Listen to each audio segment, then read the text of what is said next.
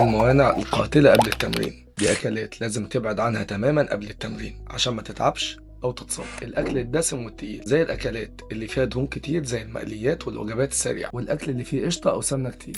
الأكلات دي ممنوعة قبل التمرين لأنها بتاخد وقت طويل جدا علشان تتهضم. لو اتمرنت بعد الأكلات دي الدم كله بيروح للمعدة علشان تهضم، وبالتالي العضلات مش بتاخد كفايتها من الدم والأكسجين، فهتحس وقتها بخمول وغثيان وممكن ترجع. نصيحتي حاول تتجنب الأكلات دي قبل التمرين من 3 ل 4 ساعات على الأقل. تاني حاجة المشروبات الغازية والعصاير اللي فيها سكر كتير. طيب المشروبات دي ليه ممنوعة؟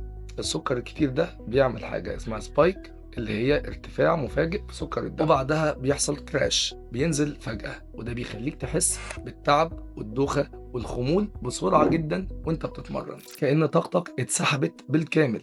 كمان المشروبات دي بتنفخ البطن وبتخليك مش مرتاح. تالت حاجة من موانع الأكل قبل التمرين وهي الخضروات اللي بتعمل انتفاخ، زي الكرنب والقرنبيط والبقوليات بتعمل غازات وانتفاخ، وده بيخليك مش مرتاح طول التمرين وبيعطل أدائك. رابع حاجة المبالغة في شرب المية دفعة واحدة. كتر المية فجأة قبل التمرين بالظبط هيخليك تحس بالتقل والمغص، والأهم إنه بيخليك محتاج تروح الحمام كتير وده بيقطع تركيزك. الحل انك تشرب كميات معقولة قبل التمرين بساعة واحدة.